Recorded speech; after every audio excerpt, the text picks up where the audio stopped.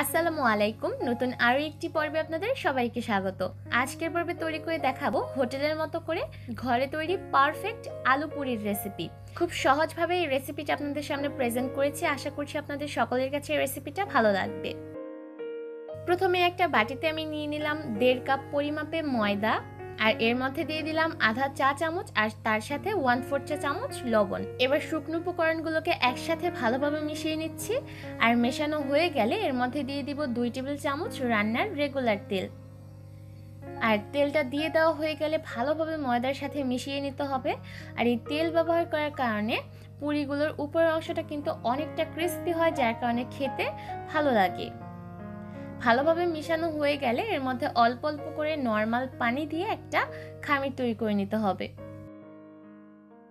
আর পানিটাকে একেবারে ঢেলে দেওয়া যাবে না, অল্প অল্প করে দিতে হবে আর মাখিয়ে নিতে হবে। আর খামিরটা খুব বেশি শক্তও হবে না, আবার একদমই নরম হবে না, মোটামুটি পর্যায়ে থাকবে। আমরা সাধারণত রুটি বা পরোটা খাওয়ার জন্য যেভাবে খামির তৈরি করি, ঠিক সেরকমই একটা খামির তৈরি করতে হবে। আর খামিরটা তৈরি করে নেওয়া হয়ে গেলে এটাকে আমি একটা ঢাকনা দিয়ে ঢেকে 20 মিনিটের মতো রেস্টে রেখে দিব। আর এই ফাঁকে আলু পুরির জন্য আলুর পুরটা তৈরি করে নিব। আলুর পুর তৈরি করার জন্য আমি 2টা মিডিয়াম সাইজের সিদ্ধ আলুকে একটা গ্রেটার দিয়ে গ্রেট করে নিয়েছি। আপনারা চাইলে হাতের সাহায্যে ম্যাশ করে নিতে পারেন। আর তার সাথে লাগবে 3টা শুকনা মরিচ, আর শুকনা মরিচগুলোকে আমি ভেজে নিয়েছি। দিয়ে দিলাম 1/4 চা চামচ লবণ। এবার শুকনা মরিচ আর লবণকে একসাথে ভালোভাবে মাখিয়ে গুঁড়া করে নিতে হবে। মরিচটা ভালোভাবে গুঁড়া করে নেওয়া হয়ে গেলে এর মধ্যে দিয়ে দিব 1 টেবিল চামচ পেঁয়াজ কুচি। আর পেঁয়াজগুলোকে আমি খুব মিহি করে কুচি করে নিয়েছি। এবার সব কিছুকে একসাথে ভালোভাবে মাখিয়ে নিচ্ছি। আর আলু পুরি তৈরি করার ক্ষেত্রে অবশ্যই আলুটাকে খুব ভালোভাবে ম্যাশ করে নিতে হবে, যাতে কোনো দানা ভাব না থাকে। পুরের মধ্যে যদি আলুর কোনো দানা থাকে তাহলে দেখা যাবে যে আলু পুরিটা বেলে নেওয়ার সময় পুরিটা ফেটে গিয়ে আলুর পুর বাইরে বের হয়ে যাবে। তাই আলু পুরি তৈরি করার ক্ষেত্রে আলুর পুরটাকে খুব মসৃণ করে তৈরি করে নিতে হবে। এবার পুরটাকে একটা সাইডে রেখে দিচ্ছি, আর খামিরটাকে আমি ভালোভাবে মথে নিচ্ছি। আর এই খামিরটা কিন্তু রেস্টে রাখার কারণে আরও একটু নরম হয়ে এসেছে। এবার খামিরের থেকে আমি লেচি কেটে নিই। আজকে আমি যতটুকু পরিমাপে ময়দা ব্যবহার করেছি সেখান থেকে আমি 6টা লেচি কেটে নিয়েছি। আর আমি বড় সাইজের পুরি তৈরি করব। যদি আপনারা ছোট সাইজের পুরি তৈরি করেন সেক্ষেত্রে লেচিগুলোকে আরও ছোট করে কেটে নেবেন।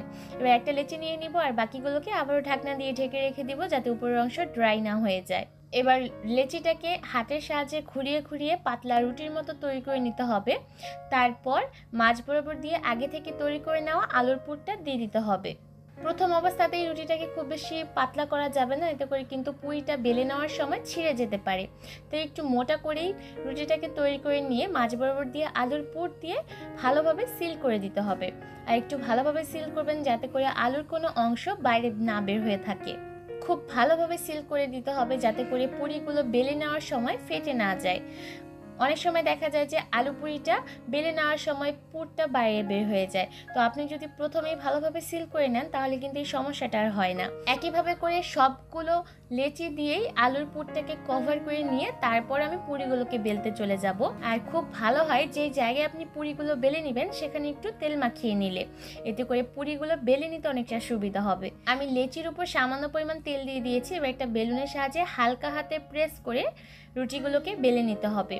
খুব বেশি চাপ দেওয়া যাবে না, এতে করে কিন্তু রুটিগুলো ফেটে গিয়ে পুরটা বাইরে বের হয়ে যাবে।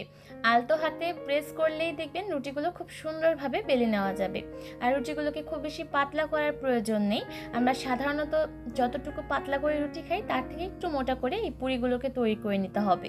একইভাবে করে আমি সবগুলো পুরি তৈরি করে নিব, তারপর এগুলোকে ভাজতে চলে যাব।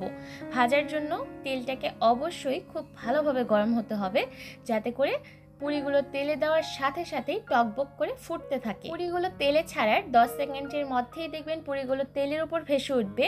আর ঠিক সেই পর্যায়ে একটা চামচের সাহায্যে পুরির উপর এভাবে করে তেল ছিটিয়ে দিতে হবে, এতে করে দেখবেন পুরিগুলো খুব সুন্দরভাবে ফুলে উঠবে। পুরিগুলো যখন তেলের উপর ভেসে উঠবে তখন চুলার আঁচটাকে আমি মিডিয়ামে করে দিয়েছি। আর মিডিয়ামে করেই পুরিগুলোকে এবার ভেজে নিব। চুলার আঁচ মিডিয়ামে রেখে পুরিটাকে লালচে বাদামি রং হয়ে আসা পর্যন্ত ভেজে নিতে হবে। এর মধ্যে কিন্তু পুরিটা সুন্দর একটা লালচে বাদামি রং চলে এসেছে। এবার পুরিটাকে আমি চুলা থেকে নামিয়ে নিচ্ছি। আর সেম পদ্ধতিতে অপর পুরিগুলোকেও ভেজে নিব। তবে পরবর্তী পুরিটাকে তেলে ছাড়ার আগে আবারও তেলটাকে ভালোভাবে গরম করে নিতে হবে, তারপর পুরিগুলোকে তেলে ছেড়ে দিতে হবে। আর পুরিগুলো ভাজার ক্ষেত্রে একটা শর্ত হচ্ছে তেলটাকে খুব ভালোভাবে গরম হতে হবে, তাহলে দেখবেন প্রতিটা পুরি ফুলে উঠবে। একইভাবে করে আমি সবগুলো পুরি তৈরি করে নেব আর এগুলোকে সার্ভিং ডিশে তুলে নেব। পুরির উপরের অংশটা ক্রিস্পি হলেও ভেতরের অংশটা থাকবে সফট, যেমনটা আমরা দোকানের পুরির ক্ষেত্রে দেখে থাকি।